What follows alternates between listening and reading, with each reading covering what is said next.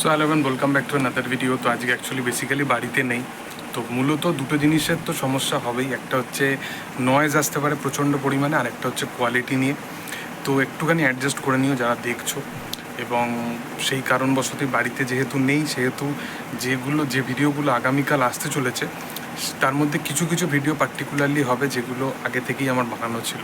তো মূলত তোমাদেরকে আজকে কথা বলবো বেশ কিছু আজ লেটেস্ট আপডেটস নিয়ে। তো প্রথম যে আপডেটটা নিয়ে কথা বলবো সেটা মূলত হচ্ছে হাউসফুল 5 বলে সিনেমাটার কিন্তু আজকে টিজার এসে গেছে।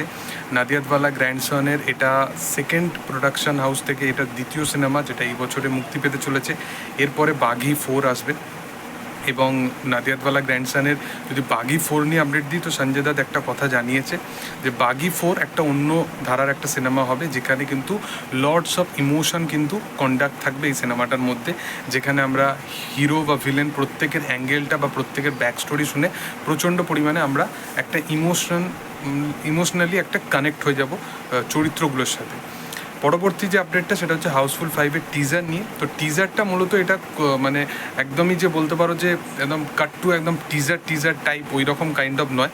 অ্যাকচুয়ালি ক্যারেক্টারগুলোর একটা ইন্ট্রো ভিডিও ছিল যেটাকে আর কি বলা যায়, এবং সেগুলো নিয়ে মানে শুধুমাত্র কনসেপ্ট ছাড়া আলাদা রকমভাবে টিজারটা নিয়ে বলার কিছু নেই।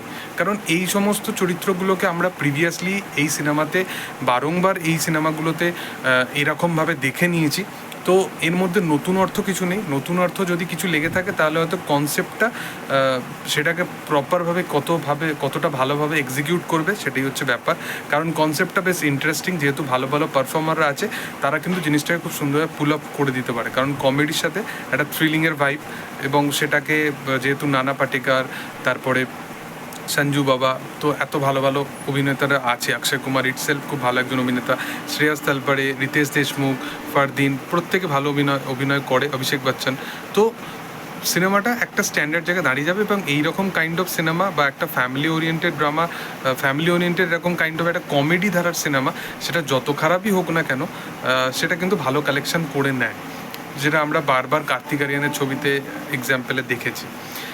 যাই হোক, পরবর্তী আর একটা আপডেট হচ্ছে একটা বাংলা সিনেমা নিয়ে। তো রাহুল মুখার্জির আপকামিং একটা সিনেমা আসার কথা ছিল, যেটা গারুড়া সিনেমা রিমেক, যেটা প্রসেনজিৎ চট্টোপাধ্যায় এবং অনির্বাণকে নিয়ে করার কথা ছিল। দুর্গাপুজোর সময় আসার কথা ছিল সিনেমাটি, এবং সেই সিনেমাটা এই মুহূর্তে আসছে না। এই সিনেমাটা কী আপডেট সেটাও কোনো আপডেট নেই। এসবিএফের তরফ থেকে সিনেমাটা আসার কথা ছিল। মূলত তার যে আপকামিং সিনেমা সেটা হচ্ছে মন মানে না বলে, যেখানে আমরা ঋত্বিক ভৌমিক, সৌম্য মুখার্জি এবং শাশ্বত চ্যাটার্জির মেয়ে জিয়া চ্যাটার্জি, তাকে আমরা হিয়া চ্যাটার্জি, তাকে আমরা দেখতে পাবো।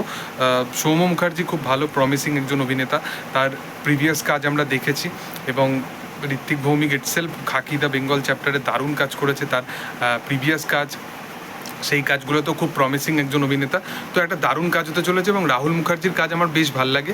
তার কাজের মধ্যে একটা এক্সপেরিমেন্ট তো অবশ্যই থাকে, মিউজিক্যাল একটা ট্রিটমেন্ট অবশ্যই থাকে। তো কাজটা ইটসেলফ একটা ভালো কাজ হতে চলেছে, সেটাই দেখে বোঝা যাচ্ছে। এর পরবর্তী যে আপডেটটা সেটা হচ্ছে যে সুরিন্দর ফিল্মসের আপকামিং ছবি, যেটা হচ্ছে সোনার কেল্লায় গুপ্তধন বলে, সেই কাজটা কিন্তু আসতে চলেছে, এবং এই কাজটা আমরা কোয়েল এবং পরমব্রতকে এই ফ্র্যাঞ্চাইজে আর একবার একসাথে কাজ করতে দেখতে পাবো।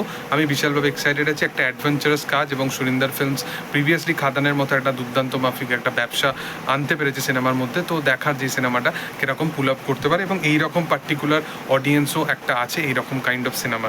এবং এর পরবর্তী আপডেটটা হচ্ছে প্যারাডাইস বলে সিনেমাটা, যেটা নানির আপকামিং সিনেমা হতে চলেছে, এবং এই সিনেমাটাতে পার্টিকুলারলি আমরা রাঘব জুয়েলকে একটা অ্যান্টি ক্যারেক্টার প্লে করতে দেখতে পাবো। এই সিনেমায় আরও অন্য ভিলেন থাকতে চলেছে, এবং রাঘব জুয়েল এর মধ্যে একটা অন্যতম হতে চলেছে, এই ক্যারেক্টার হতে চলেছে। এবং রাঘব জুয়েল একজন দুর্দান্ত মাফিক একজন অভিনেতা, সেটা আমরা অলরেডি তার কিল বা এরকম ছবিগুলোতে দেখেছি।